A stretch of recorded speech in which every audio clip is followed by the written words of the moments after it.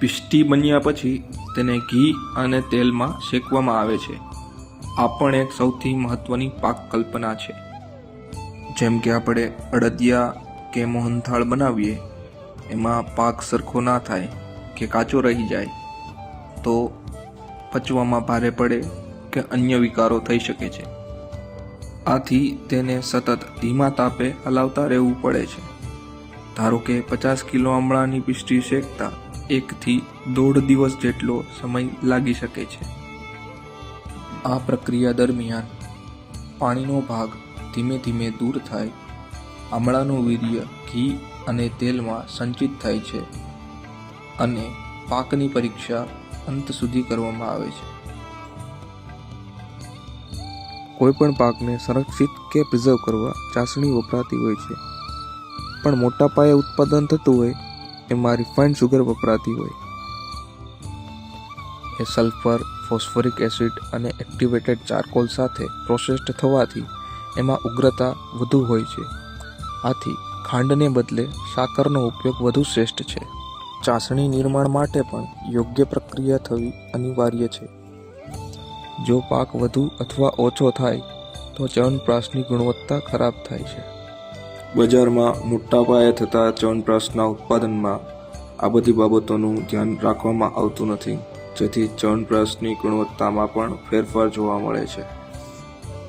ચાસણીનો યોગ્ય પાક થયા બાદ તેને શેકેલી પિષ્ટીમાં ઉમેરવામાં આવે છે. આ પ્રક્રિયા પછી પ્રક્ષેપ દ્રવ્ય ઉમેરવામાં આવે છે. તો પ્રશ્ન એ થાય કે પ્રક્ષેપ એટલે શું?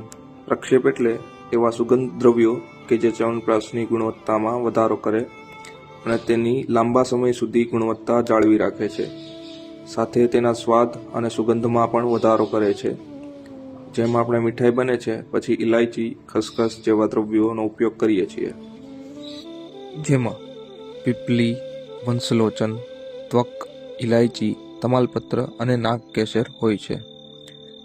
આ બધા દ્રવ્યમાં વંશલોચન કે જે મળવું મુશ્કેલ છે, આ વંશલોચન સોડિયમ સિલિકેટ અને એલ્યુમિનિયમ સિલિકેટ ને પાણી સાથે ભેળવી કૃત્રિમ વંશલોચન સ્વરૂપે માર્કેટમાં મોટા પ્રમાણમાં વેચાય છે.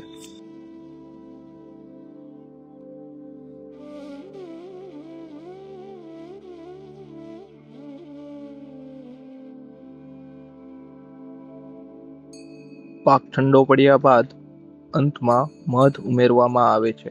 મધ પણ અલગ અલગ પ્રકારના હોય છે.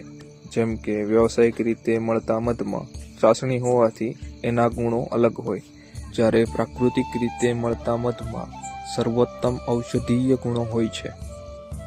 નાના દ્રવ્યાત્મકત્વાચ્ચ યોગવાહી પરમ મધુ, એટલે કે મધની ઉત્પત્તિ અનેક પ્રકારના રસ, ગુણ, વીર્ય, ઉપાક અને પ્રભાવવાળા દ્રવ્યોથી થાય છે.